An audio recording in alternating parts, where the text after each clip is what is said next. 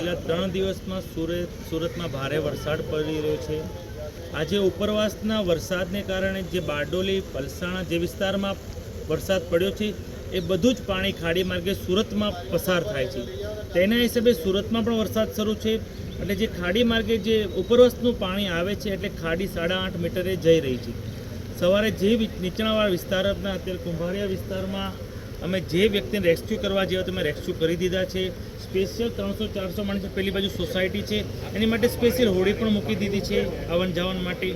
જે નીચાણવાળા વિસ્તાર છે આજે 4 વાગે ભરતીની પણ આગાહી છે એટલે 4 વાગ્યા પછી જ્યારે પણ ખાડીનું પાણી ઉતરશે નીચાણ વિસ્તારમાં અમે હેન્ડપંપની વ્યવસ્થા 3-4 જગ્યાએ મૂકી દીધા છે એટલે જેવું ખાડીનું પાણી ઉતરશે એ હેન્ડપંપના માર્ગે અમે ખાડીમાં એ પાણીને ડાયવર્ટ કરશું એટલે આવનારા રાતના સમયમાં નીચાણવાળા વિસ્તારમાં અમને સૌને આશા છે કે પાણી ઉતરી જશે। સર, અહીંયાથી કેટલા નંબર ઓફ પીપલને રેસ્ક્યુ કરવામાં આવી ચૂક્યા છે? અમે અહીંયાથી 35 લોકોને રેસ્ક્યુ કર્યા છે। એક નિવાસી શાળા છે ત્યાં 25 છોકરાઓને નિવાસી કર્યા છે એટલે 2 જગ્યાએ અમારે રેસ્ક્યુ કરવા પડ્યા છે।